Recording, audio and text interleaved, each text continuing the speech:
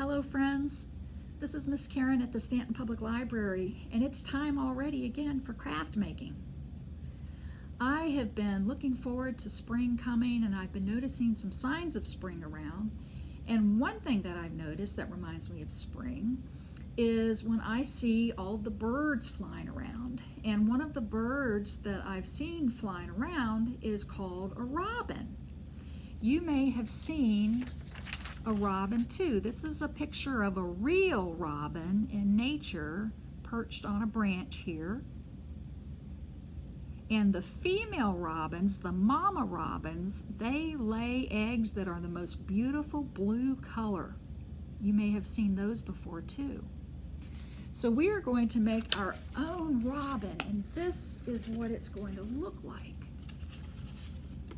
And the really cool thing about this is that it has wings that move so that you will be able to pretend that it's flying, or that maybe it has swooped down on a branch and it just wants to rest on a branch. It's up to you.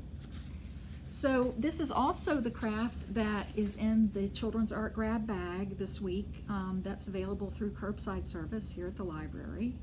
And let me tell you what supplies you'll need.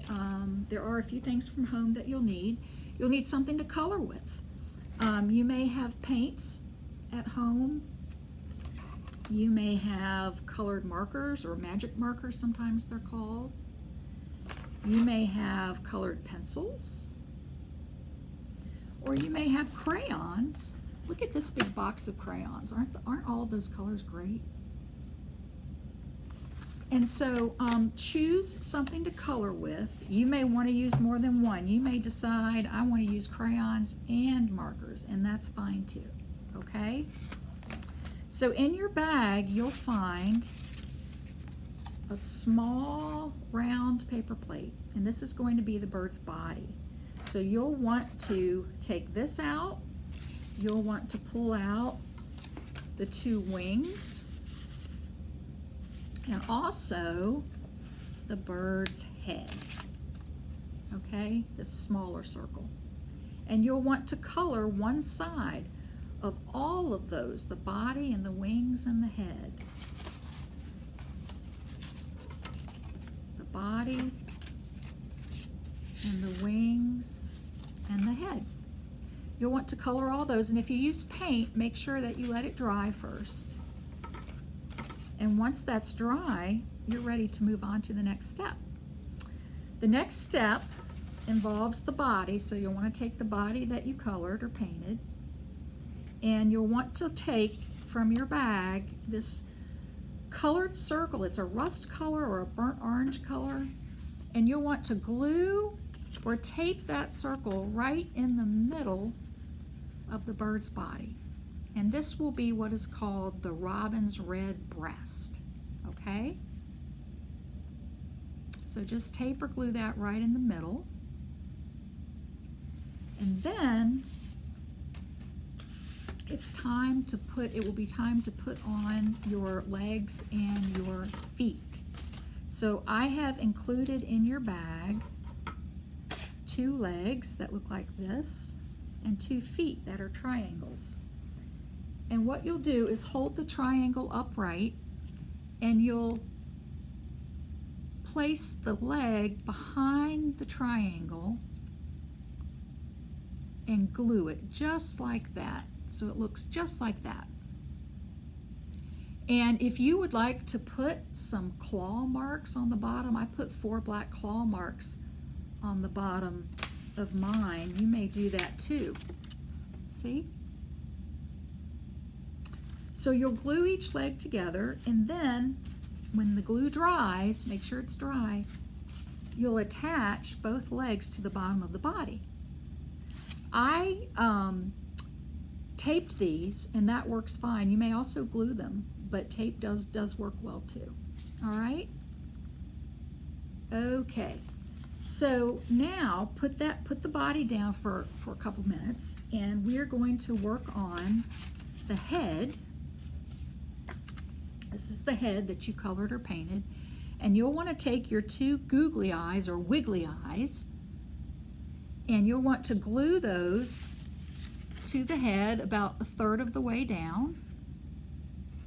And then you'll take the yellow triangle from your bag and you'll turn it upside down and glue that on for the beak. And then take the black feather in your bag and glue or tape that to the top of the bird's head. Birds have a lot more feathers than that, but I just decided to use one feather this time. All right, so attach that to the top of the head. And then what you're going to do is you are going to attach the head that you made to the body. And you may use glue or tape for this, or both. And you'll attach the head about 1/2 to 3/4 of an inch down from the edge of the plate or the body, like this. All right? And then, after that glue dries, if you're using glue, you'll want to take your scissors or your hole puncher and about 1/2 inch from the bottom of the head, you'll want to make one slit with your scissors or a hole with your hole puncher here, and you'll want to make another slit or hole about 1/2 inch away from the bird's head over here on this side. And we're going to do something with those holes in just a minute, okay? All right, now it's time for your wings. I want you to take your two wings that are already painted or colored, and you'll need your scissors or your hole puncher again, and see how the wings fit together like a puzzle piece? This is how you want them to be on the bird, so that on the outside of the bird, you've got this rounded or curved edge. Okay, let me show you on the completed bird. So you want the round part of the wing to be on the outside, and you want the straight part of the wing, right here, to be on the inside near the robin's red breast. Okay? So take your hole puncher or your scissors, and with each wing, you'll want to come up here to the top corner, close to the top corner, not too close, and make a slit or a hole on each wing, right there. And then you'll take your brass fastener, and here it looks like a nail, but when you open it up, it has two sides to the bottom that make it look like a set of wings. Can you see? Looks like a set of wings. So what you'll want to do is to take the brass fastener with the two wings down or straight together like this, and you will thread it through the hole that you've made in the wing, and then you'll thread it through the hole that you made in the body. And on the back, you'll stretch out those two wings of that brass fastener like this, and it will hold your bird's wing on there. All right? You want to do that for both sides. And now, isn't this cool?